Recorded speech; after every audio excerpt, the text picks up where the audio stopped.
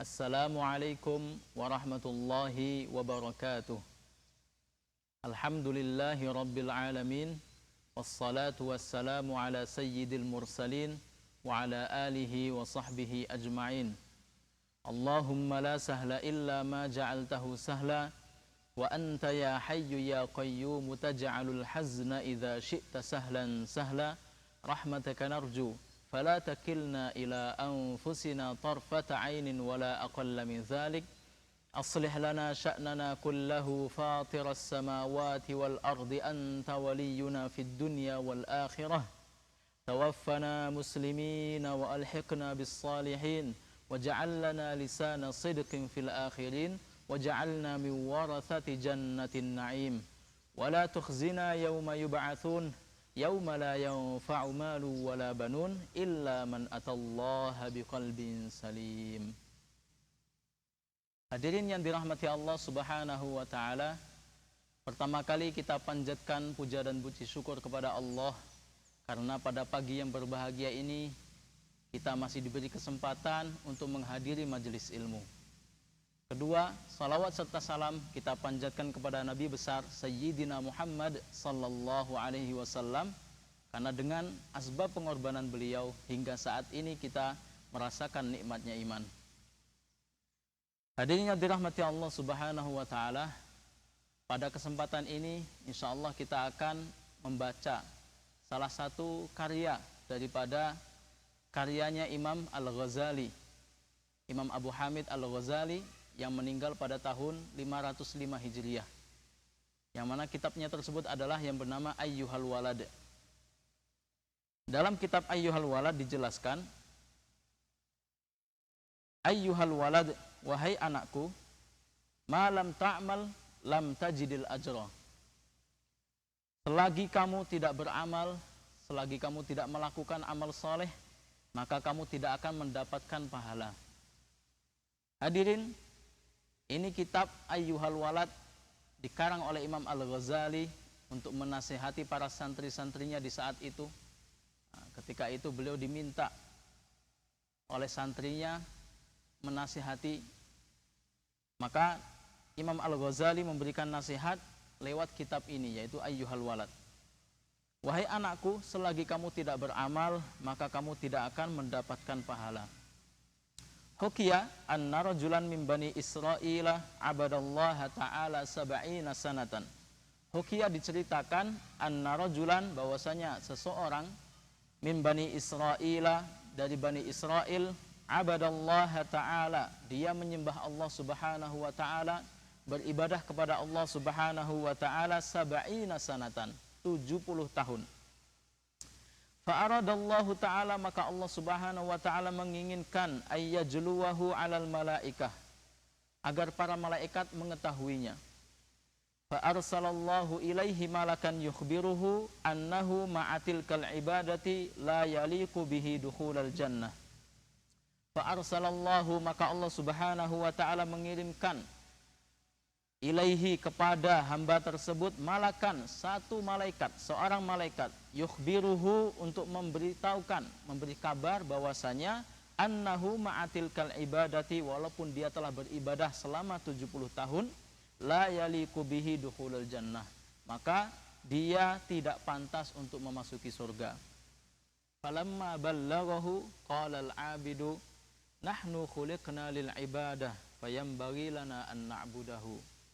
Maka ketika ballaghahu, malaikat datang dan menyampaikan akan pesan tersebut, qala al-'abidu, maka hamba tersebut pun menjawab, nahnu khuliqna lil ibadah, kami diciptakan hanya untuk beribadah kepada Allah. Fayambaghi lana an na'budahu, maka sudah seyogyanya kita menyembah kepada Allah Subhanahu wa taala. Falamma raja'al malaku, maka ketika malaikat tersebut pulang ke hadirat Allah Subhanahu wa taala, maka dia mengatakan, ilahi anta a'lamu bima qala, ilahi ya Tuhanku, anta, sesungguhnya engkau, a'lamu bima qala, lebih mengetahui atas apa yang ia katakan. Maka Allah Subhanahu wa taala berfirman, idza huwa lam yu'rid an ibadatina, maka apabila dia tidak berpaling dari beribadah kepadaku, fanahnu ma'al karami, maka Allah Subhanahu wa taala dengan kasih sayang la nu'ridu anhu, tidak akan berpaling kepadanya, tidak akan berpaling darinya. Ishhadu ya malaikati, ishhadu, saksikanlah wahai para malaikatku, inni qad ghafartu lahu, sesungguhnya saya telah mengampuninya, mengampuni hamba tersebut. Hadirin yang dirahmati Allah Subhanahu wa taala, kita telah membaca salah satu kisah daripada kisah-kisah Bani Israel, yaitu ada seorang hamba Allah Subhanahu wa taala yang menyembah Allah selama 70 tahun tidak pernah berhenti. Maka Allah Subhanahu wa taala mengutuskan malaikat kepada orang tersebut untuk mengabarkan bahwasanya dia tidak masuk surga dengan ibadahnya. Maka jawaban daripada hamba tersebut mengatakan bahwasanya walaupun saya masuk neraka atau bahkan masuk surga, maka tetap kewajiban saya adalah beribadah kepada Allah Subhanahu wa taala. Maka dengan jawaban inilah Allah Subhanahu wa taala telah mengampuninya, lalu memasukkannya ke dalam surga. Hadirin yang dirahmati Allah Subhanahu wa taala, kita ambil hikmah dari kisah ini bahwasanya yang memasukkan surga adalah rahmat Allah Subhanahu wa taala. Pertama kali yang memasukkan surga adalah rahmat Allah, bukan yang lainnya. Maka kita dianjurkan ketika kita berbuat baik, ketika kita beramal saleh, selalu niatkan untuk mendapatkan rahmat Allah Subhanahu wa taala. Dikisahkan Imam Al-Ghazali mengatakan bahwasanya ketika beliau meninggal, lalu ada salah satu santrinya yang memimpikan beliau. Di dalam mimpi tersebut, Imam Al-Ghazali ditanya oleh santrinya, "Wahai Imam Al-Ghazali, wahai guruku, engkau masuk surga sebabnya apa? Amalan apa yang membuat kamu dirahmati Allah dan kamu masuk surga?" Maka Imam Al-Ghazali menjawab, "Suatu ketika saya mengarang kitab dengan memakai pena yang ada tintanya di samping, ketika itu ada seekor lalat yang hinggap di atas tinta dan dia mulai meminum air tinta tersebut. Maka saya biarkan si lalat tersebut minum sampai selesai sehingga dia pergi dari tinta tersebut, baru saya halau. Asbab itulah Allah Subhanahu wa taala memandang saya dengan kasih sayangnya, sehingga Allah memasukkan saya ke dalam surga." Jadi Imam Al-Ghazali adalah ulama yang besar, karangan-karangannya sudah tidak diragukan lagi. Bahkan Imam Al-Ghazali adalah ulama Islam yang bukan hanya dikenal oleh orang-orang Islam, bahkan dunia barat pun mengenal siapa itu Imam Al-Ghazali. Tetapi dengan banyaknya ilmu, dengan banyaknya pengetahuan beliau, dengan banyaknya sholat pasti dan ibadah beliau, ternyata rahmat Allah turun ketika dia membiarkan seekor lalat meminum tintanya. Hadirin yang dirahmati Allah Subhanahu wa taala, Fadilatul Syekh Muhammad Fawaz An-Namir hafizahullah taala wa nafa'ana bihi, dalam satu kajiannya beliau menyampaikan salah satu hadis qudsi yang bunyinya, "Udkhulul jannata birahmati waqtasimuha bi'amalikum." Masuklah kalian ke dalam surgaku dengan rahmatku, lalu bagi-bagi posisi di surga, di dalam surga baru dengan a'malikum, dengan amal-amal saleh kalian. Maka dari hadis ini kita mengetahui bahwasanya yang utama, yang paling pertama yang kita perjuangkan dalam setiap amal saleh adalah bagaimana kita mendapatkan rahmat Allah, kasih sayang Allah. Baru setelah itu, nanti setelah mendapatkan rahmat masuk surga, kita bisa mencari posisi surga di mana sesuai dengan banyaknya amal yang kita lakukan. Hadirin yang dirahmati Allah Subhanahu wa taala, hikmah yang kedua yaitu ilmu yang banyak tidak bisa kita dapatkan hasilnya kecuali dengan mengamalkannya. Maka apabila ilmu tersebut tidak diamalkan, maka tidak ada hasilnya. Sebagaimana perkataan Imam Al-Ghazali dalam kitab Ayyuhal Walad juga, al-ilmu bila amalin junun wal amalu bila ilmin la yakun. Artinya ilmu tanpa amal itu sebuah kegilaan, dan amal tanpa ilmu itu tidak akan terjadi. Maka sangat penting sekali setelah kita mempelajari ilmu agama untuk mengamalkannya. Terus ilmu apa yang wajib kita amalkan? Di dalam kitab Ta'limul Muta'allim disebutkan khairul ilmi ilmul hali wa khairul amali hifdzul hali. Artinya adalah sebaik-baik ilmu adalah ilmu yang sesuai dengan keadaan kita, dan sebaik-baik amal adalah menjaga keadaan tersebut selalu bagaimana kita ingat Allah Subhanahu wa taala. Jadi yang pertama, ilmu apa yang terbaik untuk kita, yaitu ilmu yang sesuai dengan keadaan kita. Contohnya, apabila kita akan berdagang, maka patut kita belajar ilmu berdagang yang benar. Bagaimana cara yang berdagang, fikihnya berdagang, contoh berdagang sesuai dengan Nabi Muhammad SAW.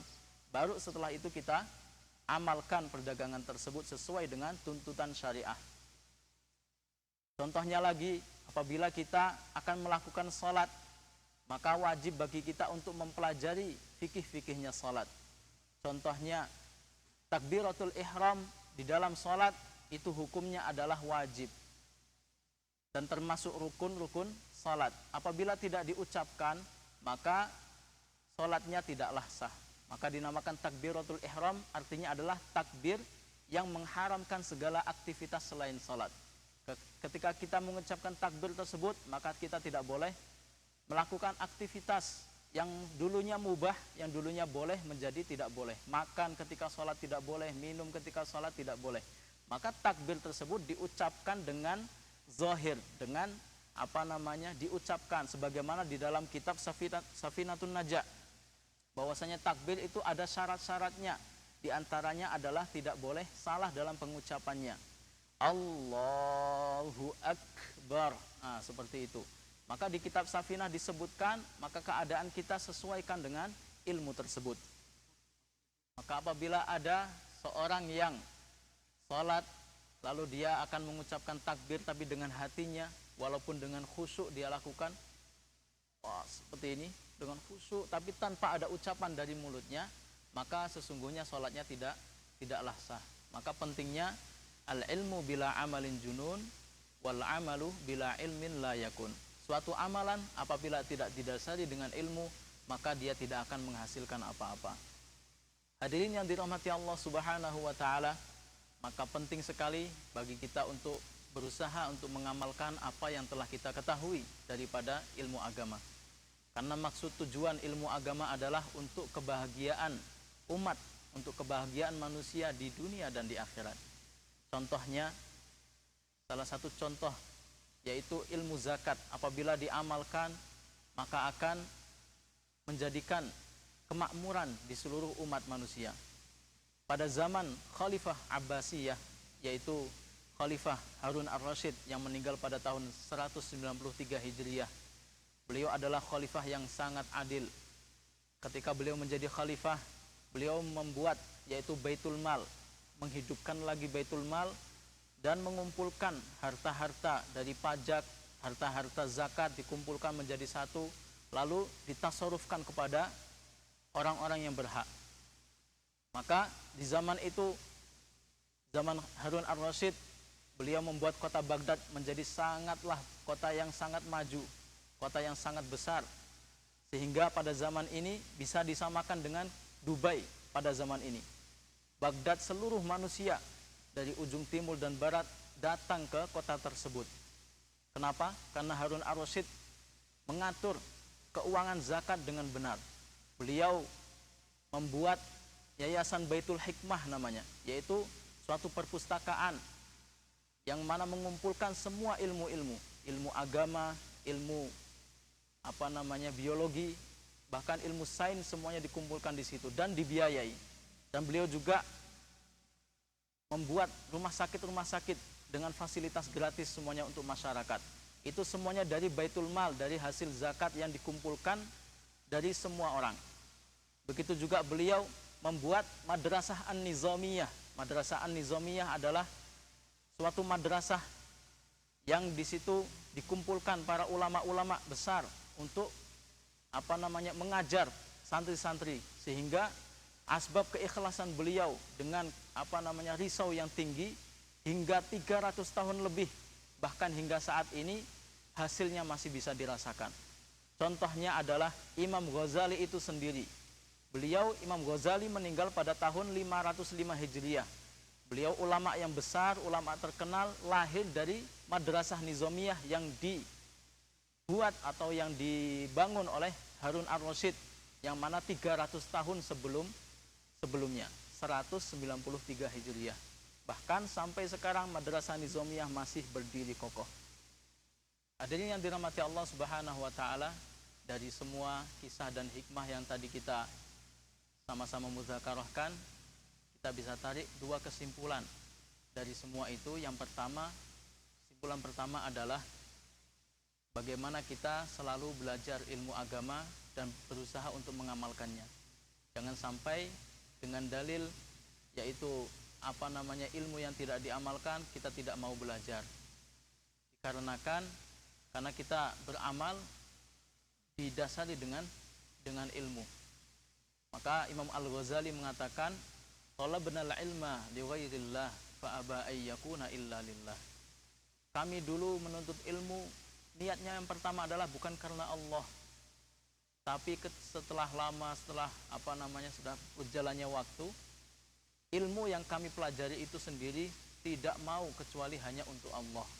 Maka pertama, selalulah kita belajar, selalu kita giat untuk mempelajari ilmu agama dan kita berusaha untuk mengamalkannya. Hikmah yang kedua yaitu bagaimana kita mendapatkan rahmat Allah, kasih sayang Allah, dengan cara apa? Fadilatul Syekh Mar'i Rasyid mengatakan, afdalul qurbati ba'da al-faridati idkhalus surur fi qalbi akhihil muslim, fi qalbi akhihil mu'min, atau kama qala.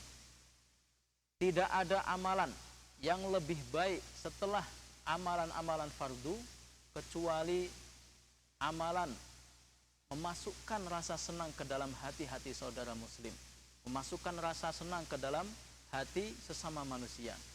Maka untuk sekarang ini cara mendapatkan rahmat Allah salah satunya adalah untuk bagaimana kita memikirkan saudara kita. Di saat keadaan sulit, banyak orang yang kelaparan, banyak orang yang sulit mencari pekerjaan, maka disitulah rahmat Allah Subhanahu wa taala rahmat Allah Subhanahu wa taala ada. Maka bagaimana kita berusaha untuk memperhatikan saudara-saudara kita, tetangga-tetangga kita, adakah orang yang kelaparan, adakah orang yang kesulitan, sehingga kita bisa menunaikan hajat mereka dengan mengharap hanya rahmat Allah Subhanahu wa taala. Sekarang ini banyak orang yang kesusahan. Disitulah tempat kita berusaha untuk mendapatkan rahmat Allah Subhanahu wa taala. Nabi Muhammad sallallahu alaihi wasallam bersabda, likulli dzi kabidin radbatin sadaqah. Setiap makhluk yang memiliki hati, maka di situ ada nilai sedekah. Jangankan manusia, kepada hewan pun apabila kita berbuat baik, kita akan mendapatkan rahmat Allah. Apalagi kepada sesama manusia, apalagi kepada sesama saudara muslim. Hadirin yang dirahmati Allah Subhanahu wa taala, mungkin ini saja yang dapat kita sampaikan, kita muzakarahkan pada pagi yang berbahagia ini. Khudh ma safa wa da'ma kadar. Ambillah yang jernih dan tinggalkan yang keruh. Maka ada benarnya dari Allah Subhanahu wa taala dan ada salahnya, itu murni dari kesalahan saya sendiri. Kita tutup dengan doa kifaratul majelis. Subhanakallahumma wa bihamdika asyhadu an la ilaha illa anta astaghfiruka wa atubu ilaik. Wassalamualaikum warahmatullahi wabarakatuh.